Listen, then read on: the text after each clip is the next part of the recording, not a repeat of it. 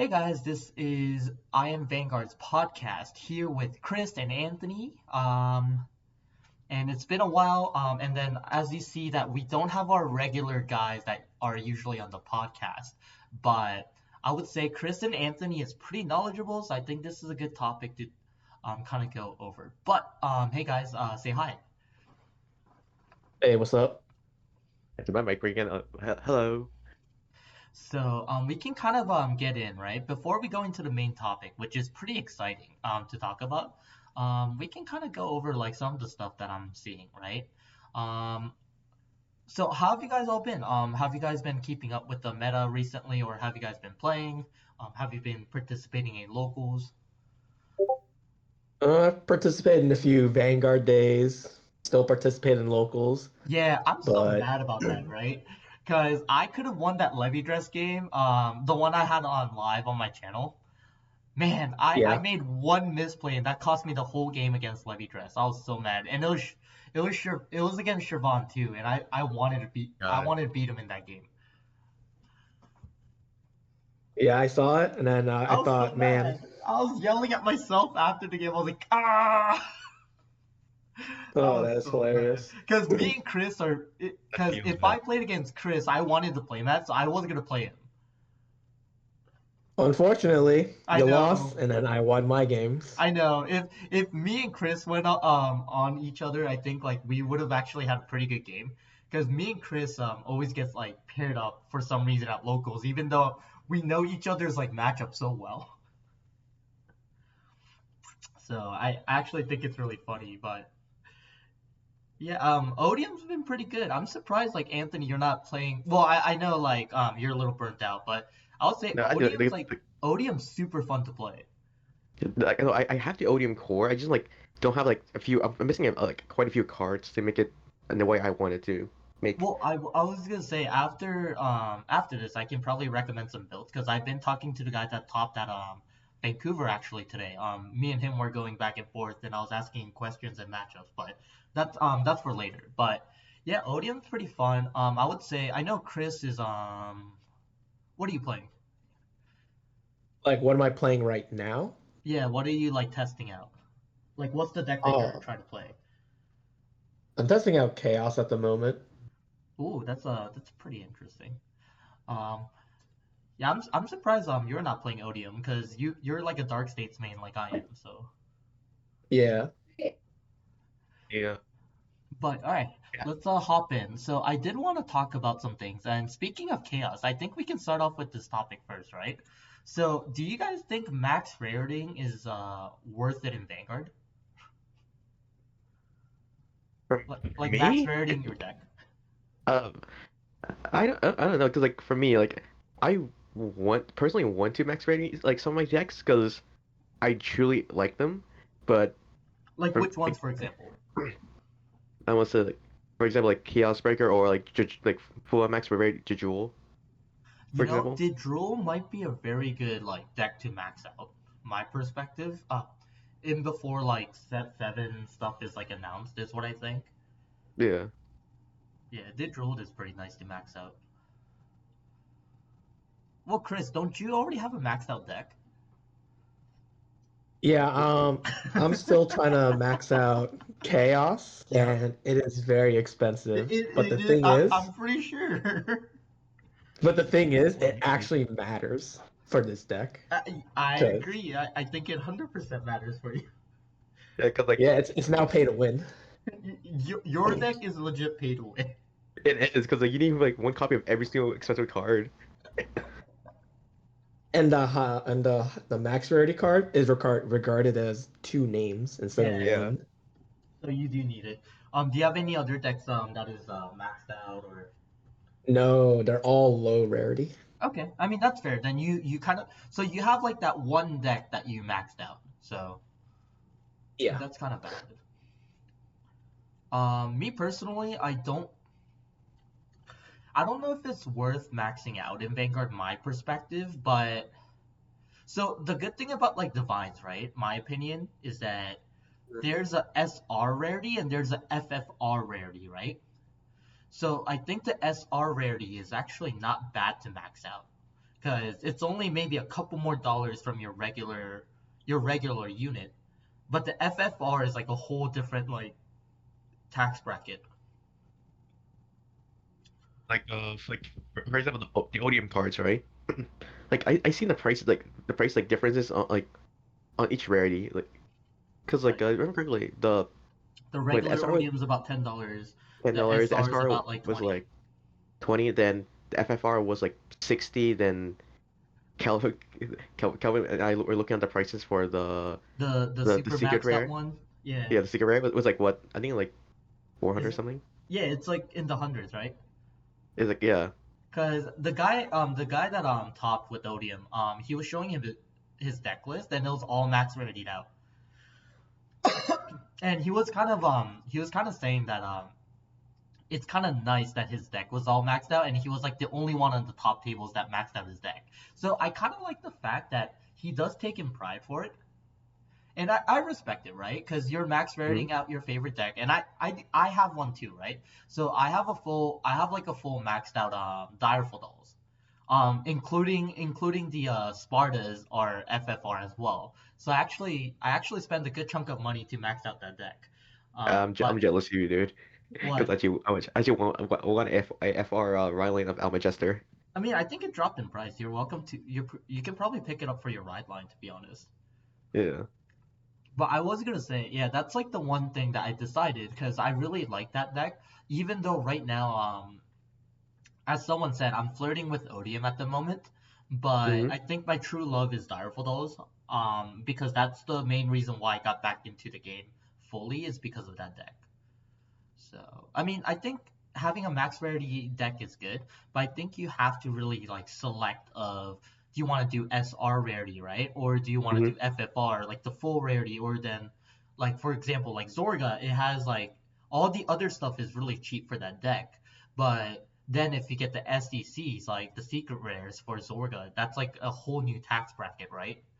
Yeah. So I think you just gotta really decide like, am I really gonna go all the way balls, or am I gonna just make it look nice, like with the SRs, right? Or maybe have like a couple FFRs, or like maybe just the main Vanguard I can have as a FFR, something like that. I think it just really matters of how you do it, and what decks you go for. Because certain decks, like when it's hyped, I feel like it's definitely not worth it because of the hype price. Yeah. But if Seriously? you really love your deck, like for me example, like Direful Dolls is a really cheap deck in general. Like it probably costs like it if it wasn't the promo being on a hype price, I think Direful Dolls is probably less than $50 to build. Hmm. Wait, I'm pretty sure I didn't I do that during Spring Fest last year, dude, in New York, because I literally had nearly almost every single rarity of Varga Yeah, in my deck. yeah, yeah. I mean, and like I said, that's a pick and choose kind of thing, right? So Yeah. you can do whatever. Like you can have one of each rarity. Like some people have different perspectives on what they want, and is it worth doing it? Yeah. If it's like not super hyped, I think it's worth really going for your max rarity type stuff on your deck. Yeah. But what's your all's perspective on, is it worth to do it? I would I would only do it if you have the budget to do Yeah, so. Yeah, I that was about to that say I that, think that's a good answer too. because like if you could financially support max renting your deck, and if you want to, go for it. It's your deck. It's your money. You spend how you want. But if you're not in a position to do it, I don't recommend it. Just get the base rarity Yeah, if it's reasonable. because I have base rarity for every other deck I own. So yeah, I mean to be honest, I think that's kind of valid, right? Yeah. Hmm. Okay, so I do wanna kind of on that. We did kind of finish that. So another topic, I think this is kind of good for all of us here, because we all have different feelings about like the game. So do you guys think like Vanguard's on a downfall, or do you think it's on the rise? Personally, if there's scalpers in the game, I would say it's on the rise because Yeah, it's more popular Yeah. and all that. yeah, no, no, 100%. Like I feel like that. Me personally, I think Divines is what really. Once again, I think this is something that we say every single time on the podcast, right? When someone mentions Vanguard, but Mhm. Divines has really saved the standard format, is what I think. Yeah, Because because I like think standard was on a huge downfall up to set 13, and then Divines just kind of flipped the switch on Vanguard, and so many people, even in our locals, right? Like this previous Saturday, we had a whole bunch of people missing, and we were still at 16 people at locals on Saturday. hey, there were 16 people. Yeah, we had 16 people for locals, and this is like not including like the big other Asian group that comes in, or like Mark and his gang. Like none of them came in, and Yeah. then some people are in Vancouver. Speaking of which, will be our main topic today. But yeah, some people are there right now. So I mean, we're missing a lot of people, and we still had 16. That's really, really, really good. So I can definitely say like Vanguard's on a rise, and even like for the other main store I go to on Mondays, Boba Hero, they've been increasing numbers. Like when I first went there, they barely made 8 people, but now like eight, probably more than 8. Like now it's like they average like 12 to 15 players a week just for like regular locals. So I definitely think Vanguard's on a rise, and like Chris mentioned, I think having scalpers is it's not good, right? But it's also a sign that the game is popular enough where the scalpers are making enough money, like they're flipping the cards. So that's why there is scalpers, and I feel like that just kind of explains the popularity of the game. Mm, As unfortunate as that sounds, yeah. scalpers are pretty important for the financial side of things. So what do you Yeah. think, Anthony? Because I know you've been kind of listening to me and Chris. Uh, for me, I I don't know, cause like like for the last like while I've been burnt out from the Yeah, game. Like you have told I me a play couple times.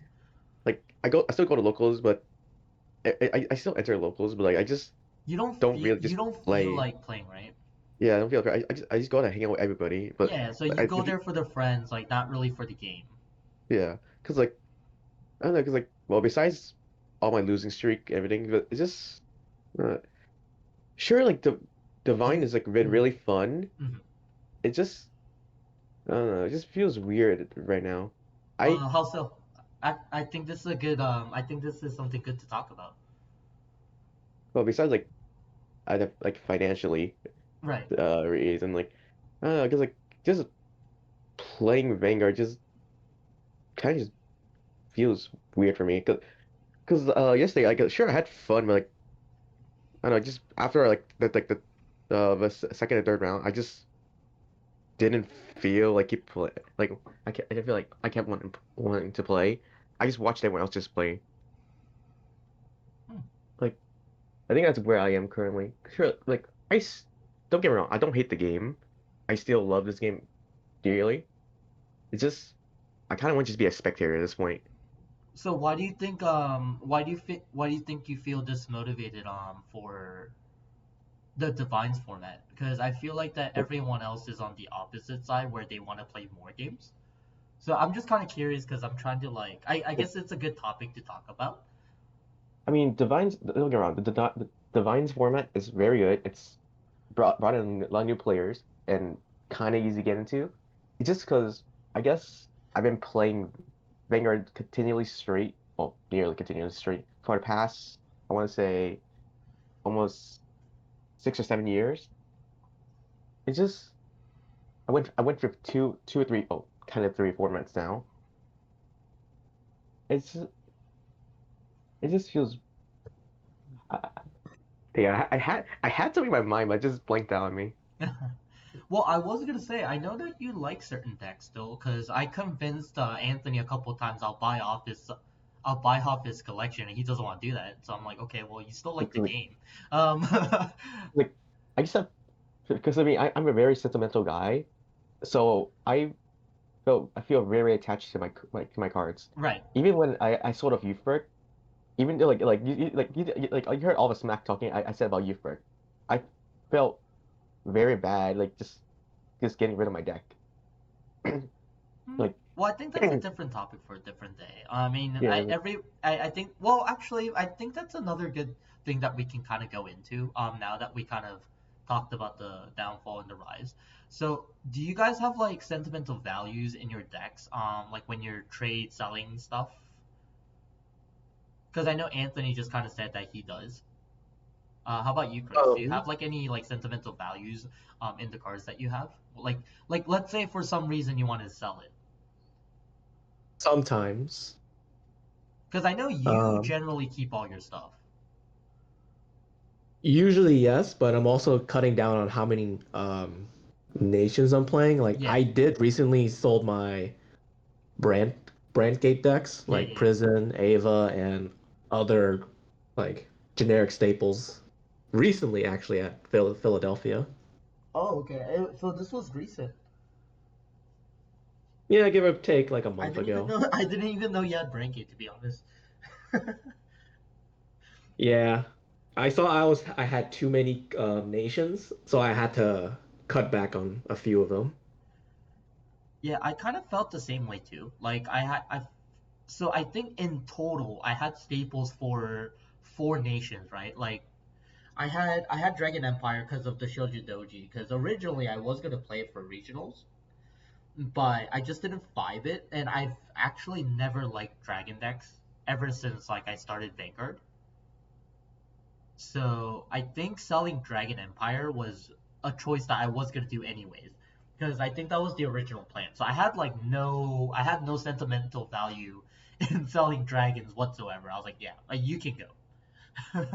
But I think the sentimental value kind of hit me when I was selling my Blaster Blade deck that I picked up, because originally I was gonna play it, but I needed to make some money for the Chicago trip that we're gonna go, and I didn't want to like spend too much out of my pocket, so I wanted to use that as my investment to go to Chicago. And I think that's probably more the reason why I want to do well at Chicago is like I sold like a lot of decks to go. So I did feel like Anthony said, I felt super bad selling my Blaster Blade deck. Like the D format one, the MLB one.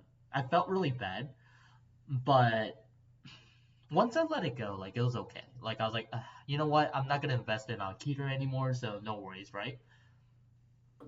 Because I have the same thing. Like I wouldn't sell Zorga anymore because I really like that deck. I mean, that's the good thing about Keter. I'm never going back into Keter, but I kind of want to play Youth again because Yeah, I really the wanted to play anime. Youthberg, right? Because I Hmm. think Youthberg is a really cool deck, and every time like on Deer Days, if I if I play like just for fun, I always just pick up Youthberg to play on Deer Days. Yeah, that's like my main deck during your days. Like, but that's what I'm saying is like having sentimental value in decks is it hits you different. Like when I quit the game for the first time, like after I guess like when Overdress was kicking in. When I sold my collection, my whole collection, because I sold everything, right? No leftovers whatsoever. I just sell it as a whole. It hurted me a little bit, because that was like my 10 years history of Vanguard that I just sold out. So I mean, I get you. I think there is a lot of sentimental value in Vanguard, in that perspective. So it yeah, it does hit you pretty hard when it comes to that aspect. Like, I think another reason, like, I kind of been burnt out because I've been seeing all these new decks. It makes me want to play them. Then, like, say I got like the core, like this core split of it.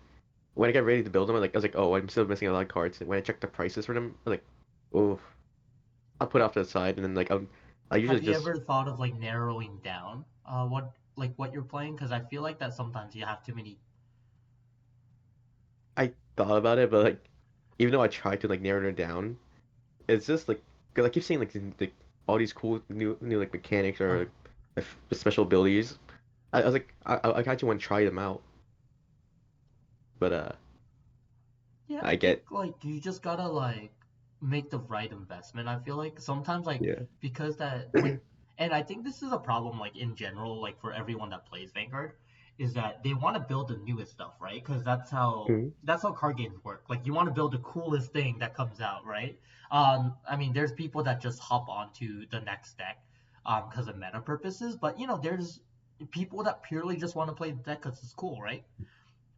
But the main problem is that they don't really think about like the aftermath of it. Like the thing is that some people really play test before they pick out decks. Like in my case, I'm kind of like that too. Like I will play test like Maelstrom before it comes out. Like I'm gonna like this is like 2 sets before. Like I play test everything before I start wanting to pick up stuff because I want to make sure I make the right investment. Mm. And like for example, like I tested Harry for a while and I realized that it wasn't a deck I wanted to pick up after like playtesting. So and this is like what 2 3 months ago. So I've been playtesting Harry way before and I made a decision quick that I didn't want to pick it up. So that's why I picked up Odium instead, and I think it was a good decision. So that's what I'm saying. Is like I think like before you pick up your cool decks, and this is like for anyone that's like listening to my podcast, is I think you should really, really play test your stuff ahead of time. I mean, you guys are living in 2025. This is like where Vang Pro is like one of the best apps for Vanguard. You can legit test out every single deck before it comes out. Um, Worst case is you can be like me and print out like paper, um, the black, gray, and white one that Anthony really hates. You can sleeve it and then try it out. Like try out the deck and see how it feels. And I if don't you think I was ready to talk about that because for my other proxies. hey man, you guys like to spend money on your color proxies. I'm just like whatever. To me, this is just a card. I just want to test out the effect. So Fair enough. whatever. I mean, Fair enough. hey, I'm the one that's winning because I get to use company paper for free. So I don't Yeah, spend extra I had to money on pay it. as I had to pay as Staples. Yeah, see, I don't do that, right? So, but what I'm trying to say is, test out your stuff, before you get the stuff because if you don't test out the stuff, guess what happens? You You lose pick money. up You yeah, lose you money. lose money. You pick up the stuff, you lose money, and then it's gonna be hard to sell because it's the new stuff, so it's cheap. So you and that's another thing why I don't spend money on K splits is the K splits are not worth it. Like as much as like you guys think the K splits are worth it, it's not. Because overall, like I have never spent like money on a K split ever since I got back into the game. I probably spent way less money than any of you guys did Like because I pick up singles. Yeah, that's valid. yeah, because like Like the only thing. Go ahead, Anthony. I would say like yeah, I get reason like where because like I kind of regret jumping on the hype train because like remember I sort of nearly a majority of things to just get to afford my Blackmire split from Curio. Yeah, I mean that's what I'm saying is like it's not worth it. Like I'm sorry for people that like to spend like buy the case and split it with people, but my perspective, I think doing a case split is definitely not worth it unless like you're people like Simon that gets their own case to do stuff. Mm. But other than that, like it's not worth it. And most people are gonna overcharge you for that case split because especially like retail stores, like I mean, no offense to like stores that do the case splits. I think it's great of you guys that you guys do figure out a way to support your locals, but it's really not worth it because you're spending because like for example, right? Like the Blankmeyer stuff, like as an example. How much did you spend on the split? I believe like it was like 200. 200, right? So realistically, for the Blankmeyer stuff, and the commons and rares don't count because you can get those for free. The Blankmeyer itself was about what when it first came out, it was probably like $13. So But I that's like thought it what? was 20. Oh, was it? Well, I mean, it dropped though. It dropped a little bit Yeah, afterwards, I dropped that a right? little So bit it was after. like $13. So that's like what 26, 40. That's like 50 something dollars. The great twos were it was dropping to like sevens. It's like 24. Yeah, Yeah. that's like you can. That's like $100 or less to pick up the stuff. So Yeah, like the only like expensive card in in the whole split was just Bifrons. Those Yeah. like those only the expensive cards. That's it. Ironically, Bifron's like dropped to like less than $10 at one point, and Yeah. then as soon as like the new announcement, like it hopped on to like being a $30 card, which is really funny, right? Yeah. Yeah. Because scalpers. So I'm just saying like for K splits, like pick and choose your fights, but I feel like that most of the time I don't pick up K splits. Just pick up singles. I mean, Unless it's sometimes unless the single sometimes shot's you dirty. yeah, sometimes you lose some, right? Yeah. Like when the pre-release came out for the Vade Rock Dragons, I picked up four for 17 each, and And and they and dropped down then to a like week 5. after they dropped. But I had to make a decision, right? Because we had so many players at our locals that play Blangdemeyer. So I wasn't sure if I was gonna play Blangdemeyer for Philly. So I needed to have my stuff so I can quickly test it, right? Mm. So I had to make a decision if I wanted to pre-order and wait like another 2 weeks for the cards to drop. And I just made my decision. Let's just pick it up now so I can test it, right? So sometimes you lose some when you do those individual buys. So but the Yeah, K 'cause, splits, 100% not worth it. yeah, 'cause, like only regrets like because Focus say when it first came out, he was like what 20, then it dropped down to Yeah, $5 to $8. Then I was like, I'll buy it later, and I forgot. Then yeah, at one point they dropped it like $50 per copy. yeah. So I think That's like that's where you have to like really, and unfortunately, like if you want to pick up your cards at the right value, you have to play that you have to play that stock market game where like when the cards are low, that's when you want to pick it up. My thought process is a good triple rare is like $10. That's the value that I'll give it. Hmm. If it's more than that, you have to consider. If it's lower than 10, you immediately pick it up. That's the answer for a good triple rare. that that was my only regret, not picking up Focus when he's like under 10. And double rares are like $1, my perspective. So Could if be, you but pick up your yeah. double rares like more than $2, then I don't think it's worth it. Yeah. So I mean, that's what I'm saying is like you have to know your values. You have to know when to pick it up. So, but I would say I think it's a good timing to kind of get into the main topic. This is pretty exciting, right? Because Vancouver had 240 players. So because of the limit, they only did top 16. So it's way lower than what we had in Philly. It's like I'm not gonna say like 1/3, but like it's less than half of what we had at Philly. So pretty good number. Around. Yeah. Yeah, I mean 240, right? So that's not bad. I think the max for top 32 is like what 250 to have top 32. I think the lowest number. I'm not sure, but Yeah, I want to say like if it was 300 or more, then maybe. yeah. I think they were Maybe. just missing a couple more people to make the top 32. So I'm pretty sure this was pretty rough on the players that were playing. But if you guys want to know, so there was four Odiums that topped, three bats. The bats is the Brandgate one that we were talking about a couple weeks ago. Three Levy Dress, three Raziels, two Shiranuis, and one Shoujo Doji. So that was in the top 16. And then overall, that won the whole tournament was Raziel. And then two Levy Dress as a second and third. So what's your all's input on the top 16? I was actually surprised Raziel Won the whole thing? took won the whole thing, yeah. I Well, so Because here's my had to. perspective, right? I think Raziel is a good deck, my perspective.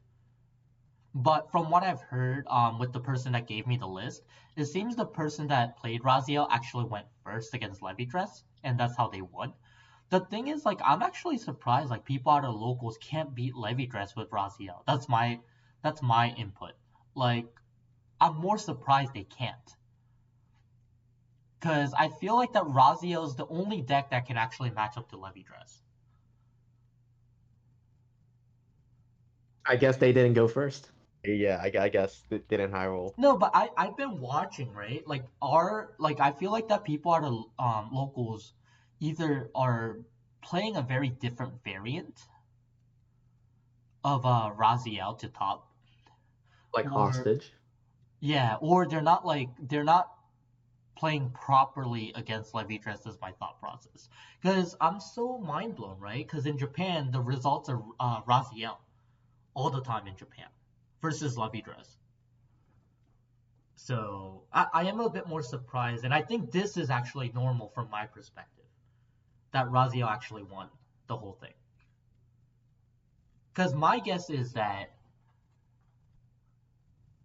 the Odium player lost to the Levy Dress player, and then the Levy Dress player no, the Levy Dress probably got into the mirror, and then Odium probably played Razia and lost, and then Razia only had to beat the one more Levy Dress player. So that's just the estimated guess that I have, just looking at the outcome.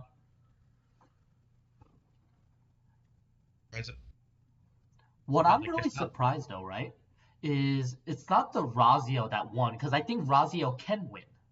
I think the most surprising thing is there was 3 bats that topped. The bat deck is something. It's a super high roll deck, and the thing is, Yeah. I have never lost to it.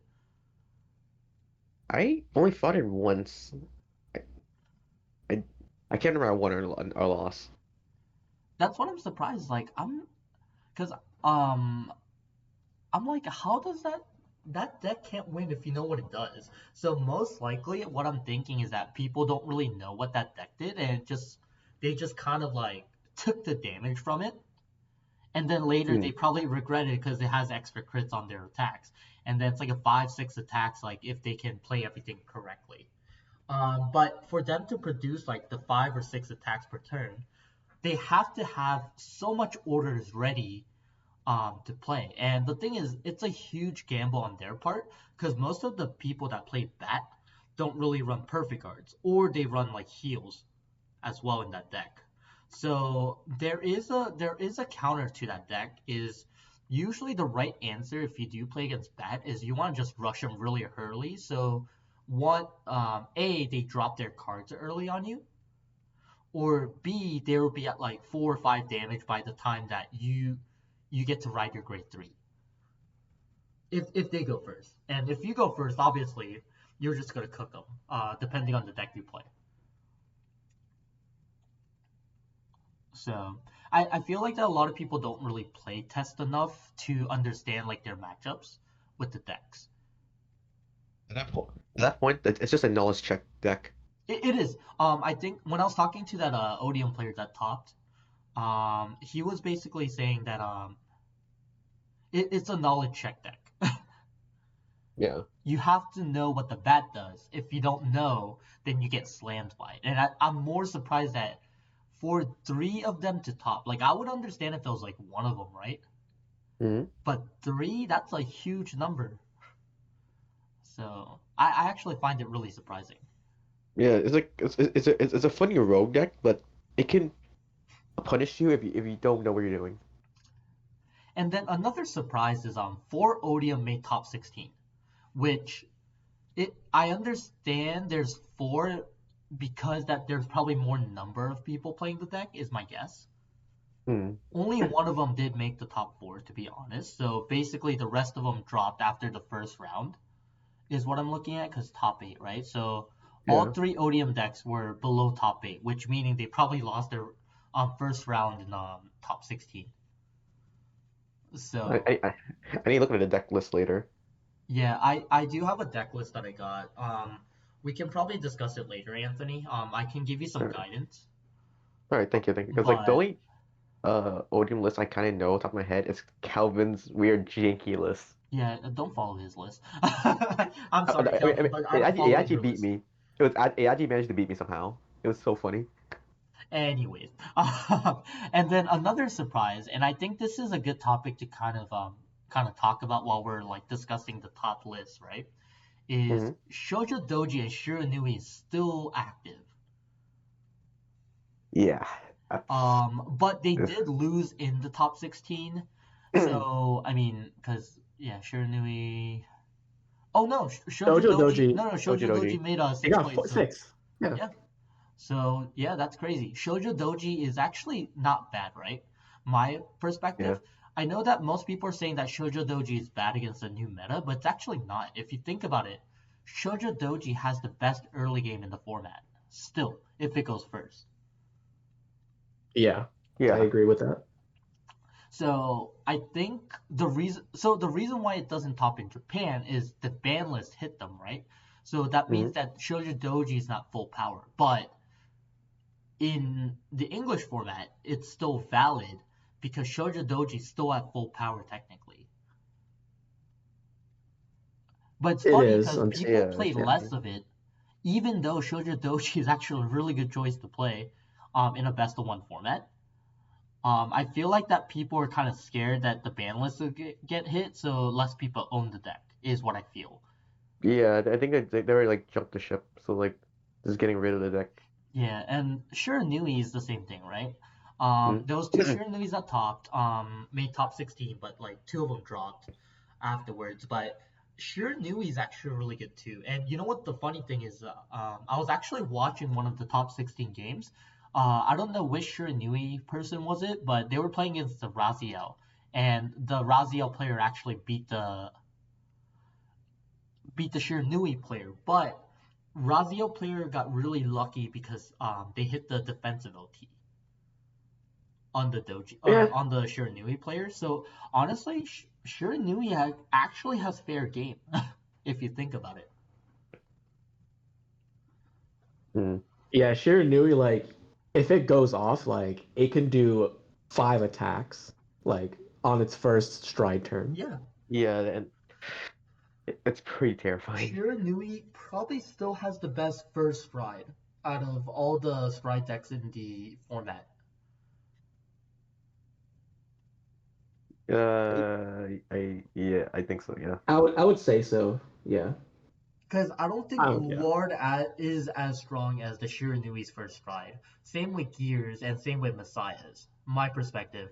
And as you guys already know, Harry and Night Rose's first stride is absolutely poop. Yeah, it's an axe skill. I'm just like, Yeah, it's really Yeah. okay. good. So, I mean, I think Bushiroad kind of learned their lesson, my perspective, if they're making the deck sets a little weaker. But I think like they kind of miss the concept of controlling the power though. I think they made it too horrible, my perspective. I think Yeah. they should have like done it a little better. Yeah. But I They think they were themed the just power too level too scared much. of what would have happened if they didn't. So, and that's another topic to be talked about on a different day. But I mean, Levidrez, Raziel, and Odium were really expected decks, my perspective. I'm actually surprised of the numbers of Levidrez. And obviously, like, Levidrez has good results, right? Because if the three of them yeah, if the three of them made or 3 out of 2 made the top 3, that's a really good result. Like I think Yeah. Levidrez we can kind of say is the best deck in the format. I think you meant to say 2 out of 3, but yeah, Yeah, two I out of three. expected Yeah, a two out of lot. I three. expected a lot of Levy dress to top, but I seeing Yeah. thought But it'd 3, be I'm like like, maybe 4 or 5 Levy dresses personally, yeah, I but was you expecting to gotta see more remember, Levy right? dress. And this is like what I always say about Vanguard. Decks that high roll is sometimes the right answer to take at Bushiroad. It's like best of one tournament. Because Odium and the Bat deck are both super high roll decks. Odium is a little safer than Bat, but Odium is also a very high roll deck, my perspective. Yeah. The little time I played it on Vanguard, I didn't see like my orders and some of my pieces. I kind of just lost the game. And like I said, the funny thing is, I was actually talking to one of the players at locals yesterday, and he was asking me about Odium because he was like watching my deck, and I actually bricked for the first time, like in a while, and I was telling him like it only happens like 1 out of 20 games I play. So yeah, Odium is a very high roll deck, but compared to the Bat, it is a safer high roll deck, is my perspective, and that's why you can see that more people played it. And I think the people that play the bat has really, really big balls. Yeah. I mean, I don't know the deck list yet, but most of the Like, bat decks don't run perfect cards or heals. wait, they don't? No. Wait, I actually They need to either can run you look one at or some. two at most. Yeah, they don't run a lot of the safety nets because they don't have space because they need to have space for the orders that they play. I need to look at some of these deck lists later. Yeah, the bat deck's really fun though. Like I played against it a couple times. Like I played against Becca that plays bat, and then I was playing against another guy at locals that played bat like religiously. So I got a good share of that deck. So I would say yeah, bat was definitely expected from my perspective, but not that much. And it's funny because I remember when we were talking about the set 5 review of the deck, like the last podcast, I was mentioning a couple of times that the bat deck is kind of scary, right? And then I think Gabe was kind of laughing me off about it. And he's like, "Oh, I don't know what that deck does," and the results just kind of showed, which is really funny. So Hey, all it needed was two consistency cards, and here it is. and yeah, and that's what I said is like it's the same thing with Shoujo Doji. They got like 3 new cards, and it was the best deck in the format, right? Mm-hmm. And same thing with the bat deck is they got like what the 2 cards that in the format, and then now it's actually playable in the meta. I mean, technically, Levy Dress is the same thing, right? Levy Dress came out set 4, and it wasn't like a good deck at all. And then they gave it like a new boss card, and it's like the best deck in the format. So it's I mean, crazy. that's a triple rare. Yeah. The Batman deck got 2 commons, I think. Yeah. 2 commons. That's more impressive. I mean, it is impressive, but I guess like what I'm trying to overall say is like it's funny how like a 1 or 2 card that is like the right wording for the deck can really change the outcome of the deck and make it like a top tier deck or like a top playable deck is always like the surprising factor. Hmm. So, yeah. So there was the Levy Dress. I mean, you got. I think like we were kind of expecting at least like one Shoujo Doji in the top 16. To be fair, I just feel like that people don't play it because they're scared of the ban list. But I think this was kind of an expected result, my perspective. Yeah, I mean, Levy Dress got the results that we needed. I think the Odium. I'm more. Yeah, so Raziels are definitely more consistent because all 3 Raziels did make top 8. Yes, that So is Yeah. correct. and then Levy Dress, I think the Levy Dress was probably a mirror, is what I'm guessing. So it probably got knocked out by the mirror. That's just a guess I have. Because I think Raziel could have beaten some of the decks that are in the top 8. But to see it below top 8 is because it probably matched up with one of the decks. So I think Raziel and Levy Dress is still the safest deck to play in the format. For this current set. I think the next regionals coming up is ours in Chicago. I believe so, because that's February 1st, right? Yeah. So Yeah, that should actually be the funny next thing thing is up. we just found out it's a 1 week rule for the sets now. So Yeah, Night Rose is gonna be a thing for us. Yeah. Yeah, yep. that caught me off guard when that was announced. I was Yeah, like, I'm so glad that we caught it early, or else like I would have never played against like a single Night Rose deck before I went into regionals. So yeah, I'm gonna treat it as every other stride deck. Just go yeah, second against it. and Yeah. it is a very strong deck, and I think that's like something that we can kind of talk about as well with the BCS results. Is that is do you think Night Rose is going to be one of the top decks in the format for Chicago? I think a lot of people will play it, and I think maybe 2 or 3 will get top Kind of 32. like the Shiranui incident. Yeah. If the ban list is announced, I think it won't be available in Chicago though. When is the next ban list actually? We don't know, We but don't the know. Then announcement is probably today. not. They have an announcement today. Oh yeah, and like Oh, today?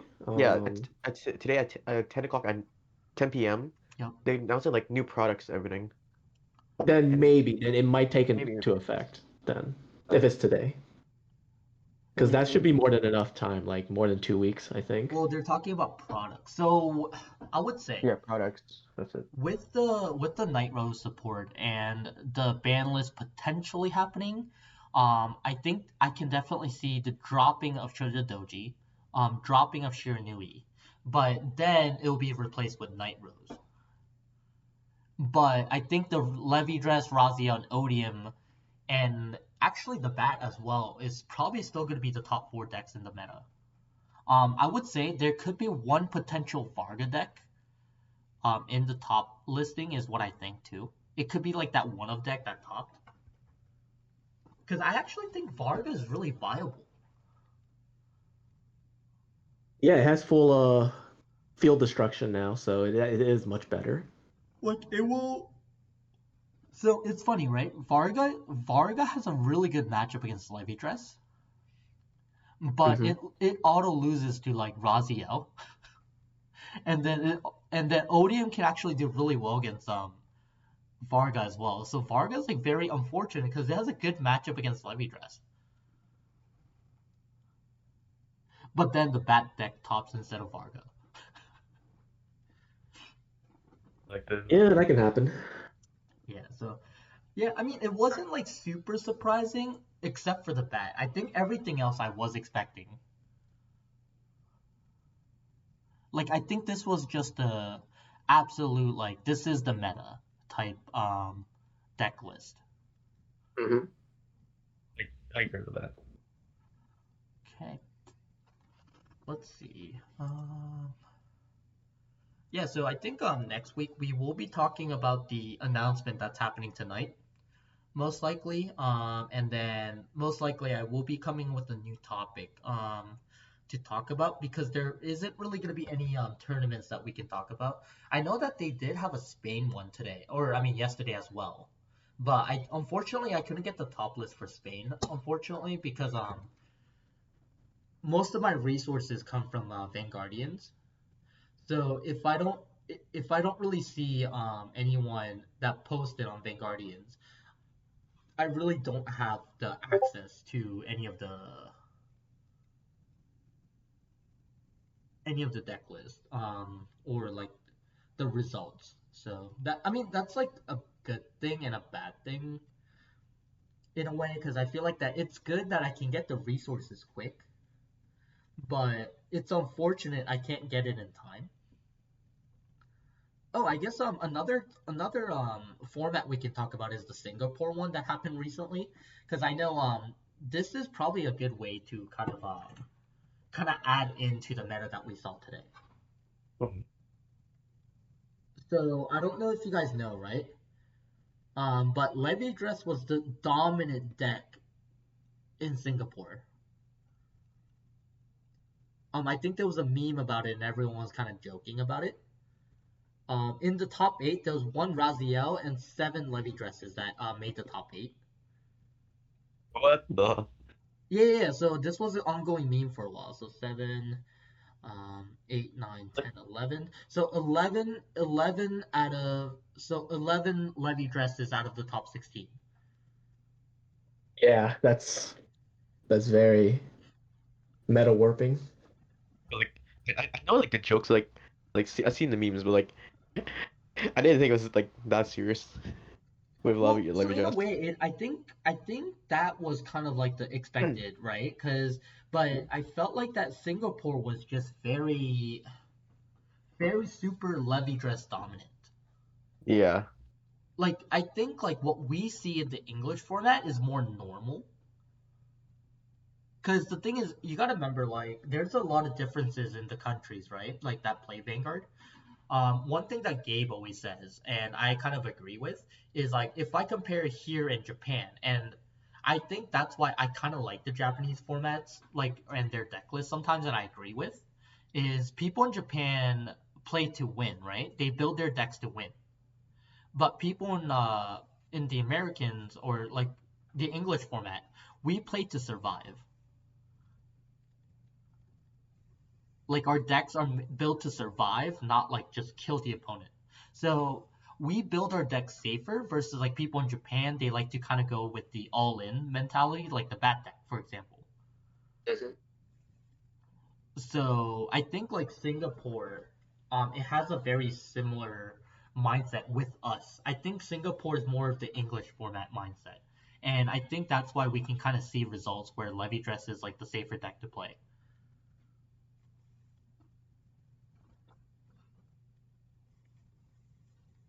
Opinions?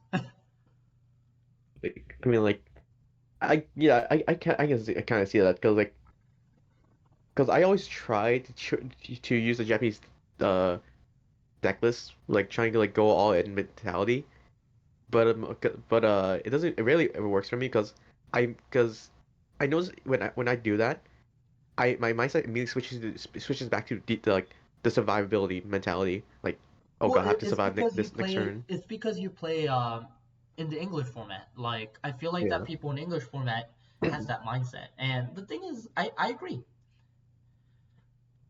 But the thing is, like Chris knows like me, the decks or how I play my decks. But I kind of have that Japanese mentality where I just want to go, kind of go balls. Like I think it was funny because before we started locals yesterday, I was playing one of our guys at locals, and I was playing Zorga against him. It was funny because I was actually just putting down triggers to attack him to build magic numbers. And I Yeah, think I I put saw him that. to I was just like, yeah, I put wow, him you to put four him to like every four. yeah, I put him to four like every single game before my ride, and he went first every single time. So I think like you just gotta understand is that it really depends on the deck that you play. And if you play like an aggro deck, then you should have it more aggro focused is what I think. But if you have decks like Levy Dress where it's like more control based, yeah, and then you should focus on like surviving or like the control based type decks. And I think like Levy Dress is a very well fit deck for people that play in the English format, my perspective. I agree with that. And Odium is very fit for like people in Japan. Because Odium is actually a huge rush deck. Of course, like we don't have all the resources like they do, because we're missing the key piece of that deck. We're missing Philia. Yeah. Like not having Philia is actually really big for us, versus like when people in Japan had Philia, they were just abusing it in their decks. Like not just Odium, but like in Blangdemeyer, in Gears, like I'll see it in any other Dark State deck.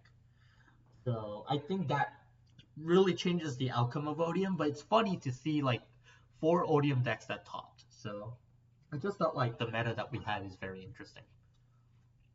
Hmm. Okay, so I think this is a good wrap up because it's almost an hour. Okay, so let's do some shout outs. I will go ahead and start today.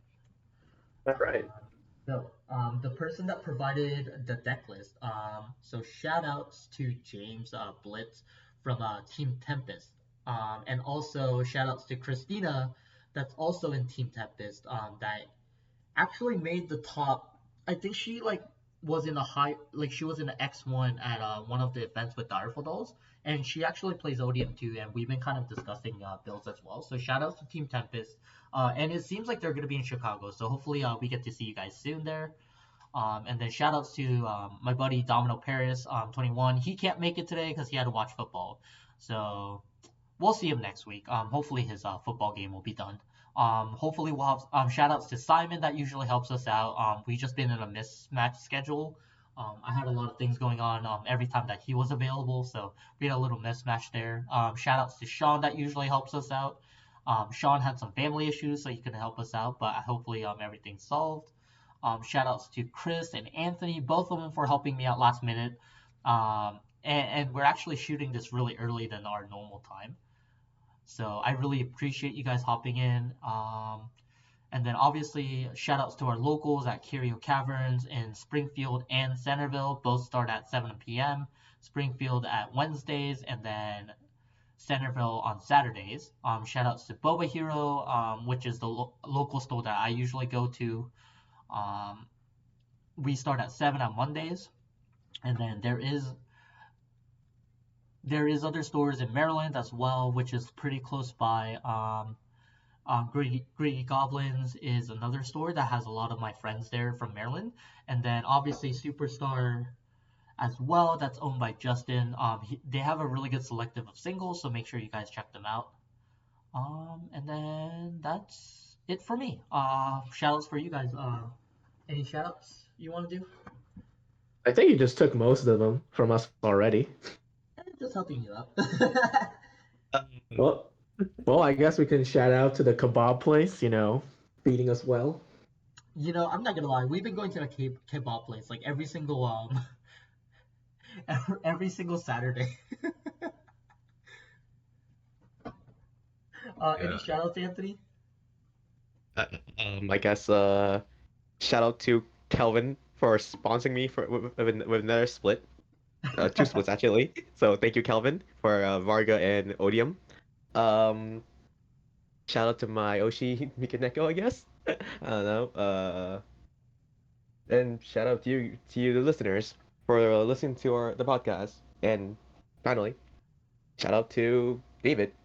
I am Vanguard for still I am keeping me in this Vanguard. game. But yeah, I appreciate you guys listening, and hopefully we'll be back with the better content next week.